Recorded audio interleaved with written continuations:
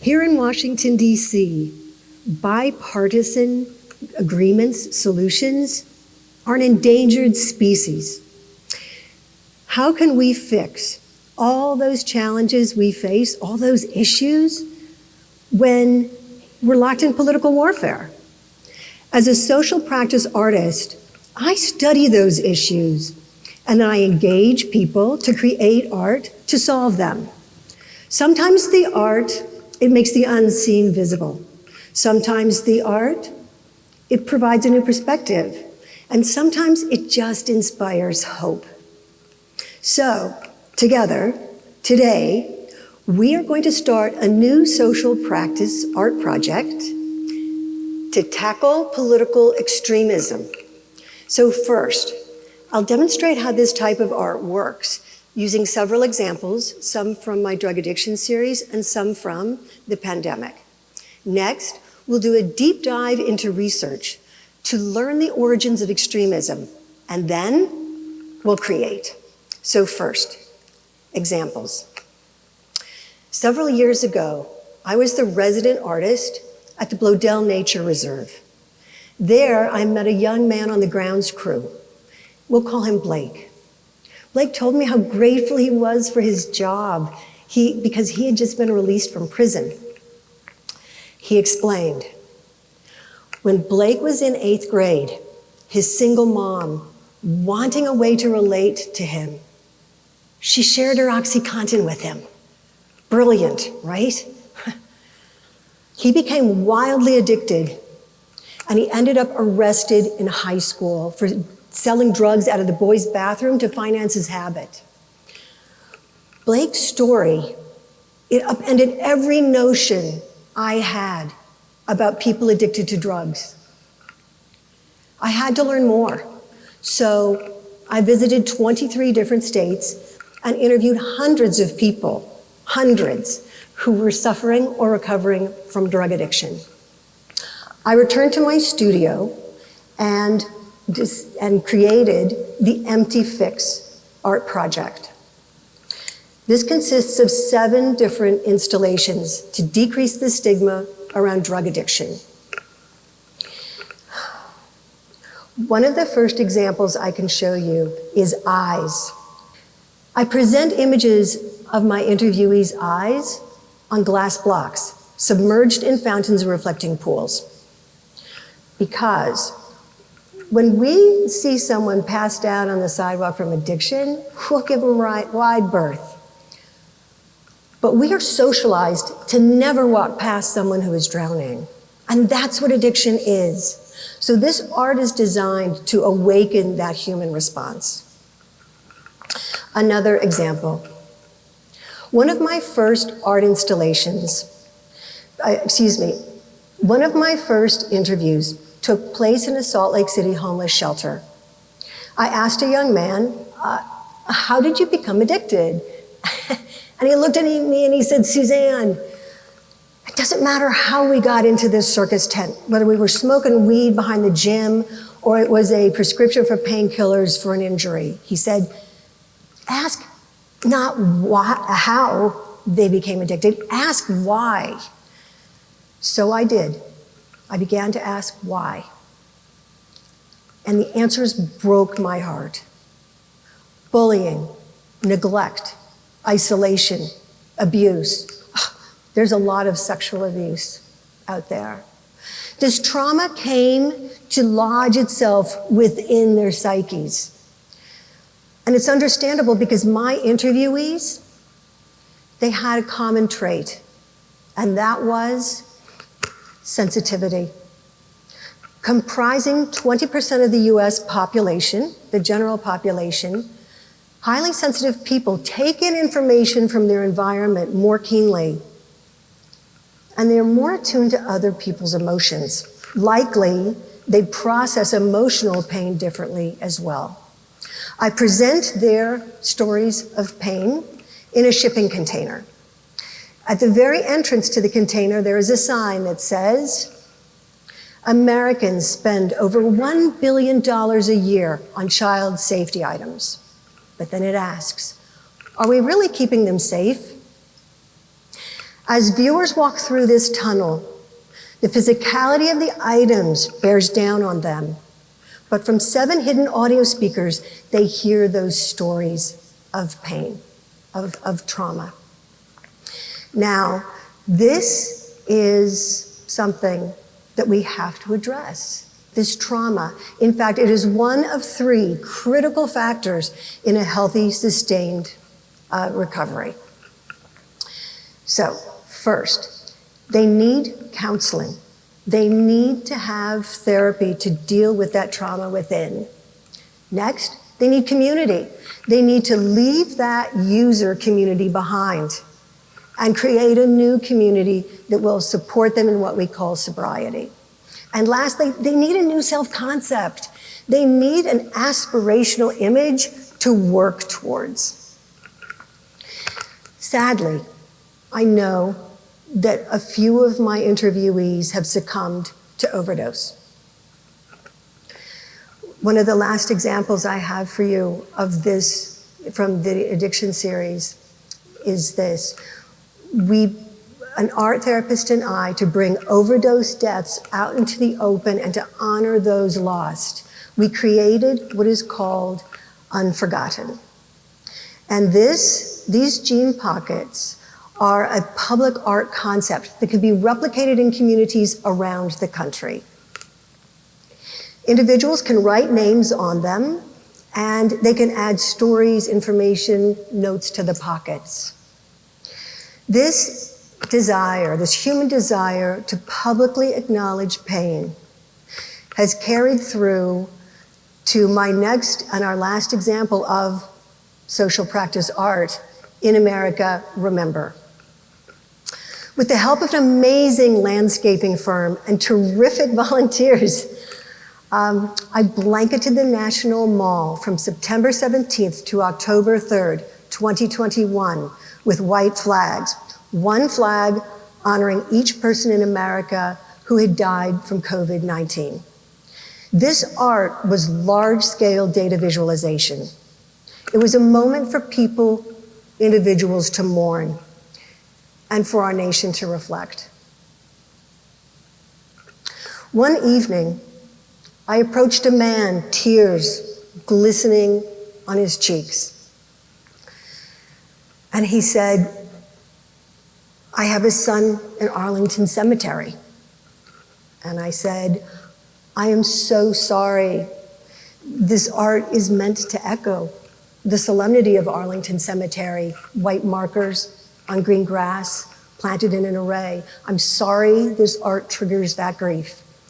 But he said, no. I know where to carry that pain. I'm worried sick about our remaining son. He lives in Florida and refuses to get vaccinated. He cannot become one of your white flags. His mother cannot go through that agony again. Nor, I suspected, could his father. His fear of his fear of loss became reality for too many families. 20,000 people dedicated flags to individuals. Those flags are being archived, and together with George Washington University's Department of Anthropology, we are creating a researcher-accessible database of the flags. But let me take you back for a moment. Planning for this massive exhibition began in late February 2021. Vaccines were going into arms. I named it In America, Remember, because the pandemic was going to be in the rearview mirror. Right? Wrong. COVID deaths that summer did a U-turn. They precipitously spiked, especially in areas where disinformation and vaccine refusal were rampant. I began this installation with 666,000 flags. Over the course of its 17-day exhibition, it grew to over 701,000. I had to plant more than 2,000 more flags a day just to keep up with the death toll. I had to reorder flags twice. Why? Why were people willing to ignore science and risk their lives and the lives of others? Part 2, the research. The answer materialized for me as I was studying science denial. In their book, Denying to the Grave, Sarah and Jack Gorman note that when individuals encounter information that supports their ideologic beliefs, whether left or right, it triggers a dopamine surge in their brains. But this is the same thing that happens when people addicted to drugs encounter their drug of choice. Could people be becoming addicted to political messaging? Let's look. The definition of addiction is the compulsive consumption of a substance or a behavior despite harm to self or others.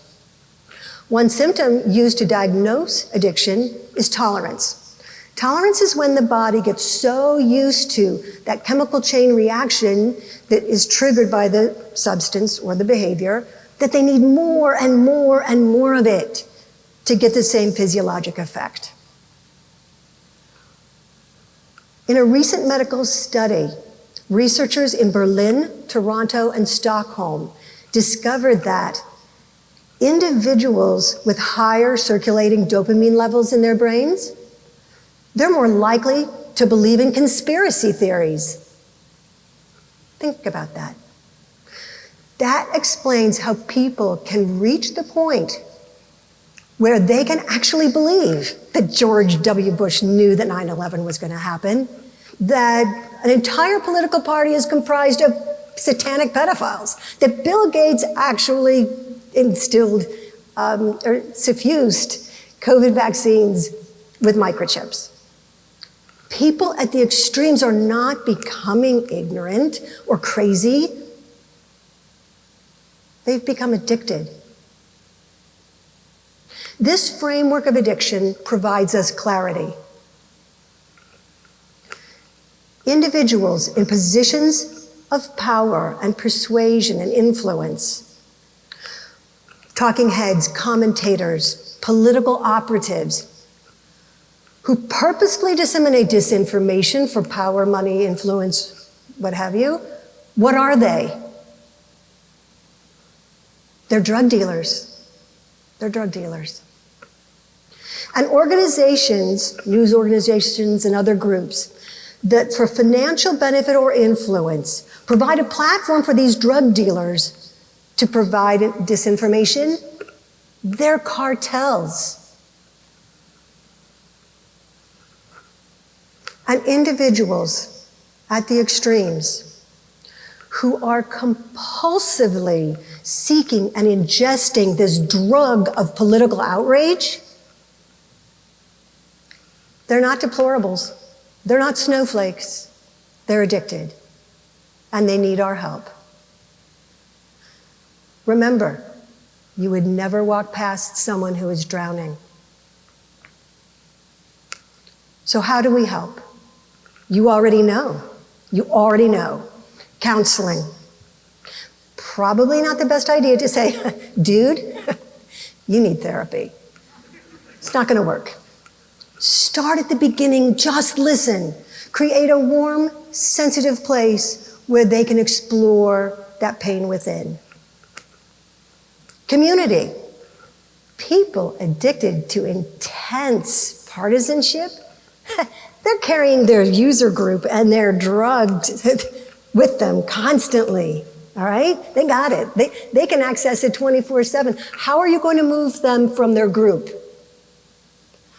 You're going to create a warm, welcoming, wonderful us group that they want to come to, a group that will value them, a group that will let them know they are wanted because they want to be wanted.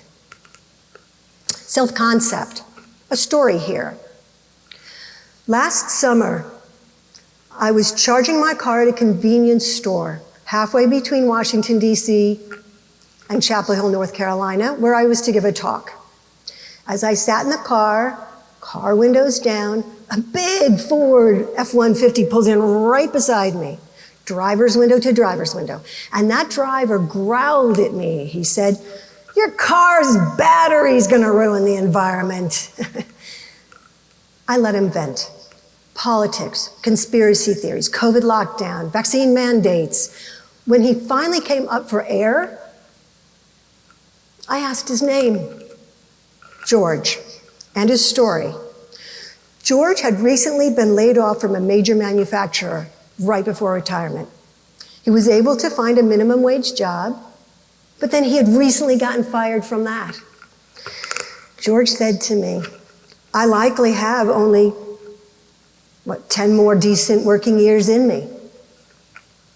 But then he added to my surprise, "But I have no purpose." I have no purpose, a complete stranger confided on a rare afternoon in rural Virginia. Part 3, let's create. All right, first rule is zone defense. All right? You are only responsible for those whom you have erased from your life, who you feel comfortable reaching out to. Add them back to your contact list. Reset that place setting that was once removed from the Thanksgiving Day table. Reconnect. And when you reconnect, do not talk politics. Challenging their beliefs, it threatens their sense of worth. Instead, search for that one wonderful, warm, kind, generous, talented person hidden completely beneath that political veneer. And lastly, set a common goal. Challenge each other to train for a half marathon, right? Join a pickleball team, plant a garden, learn a foreign language, do fantasy teams together. It doesn't matter, just set a common goal because it puts you on the same team and it dissolves the othering. So lastly, have hope. By correctly diagnosing political extremism as addiction, we create empathy. And empathy is the rope you're gonna need to pull them back from the precipice. But just watch. In rescuing them, you're going to find yourself likely a little further from the edge yourself. So, please share with me your stories. Share with me photos of you working towards your goal. All right? And together, we are going to create the largest, most meaningful artwork ever. A healthier democracy. Thank you.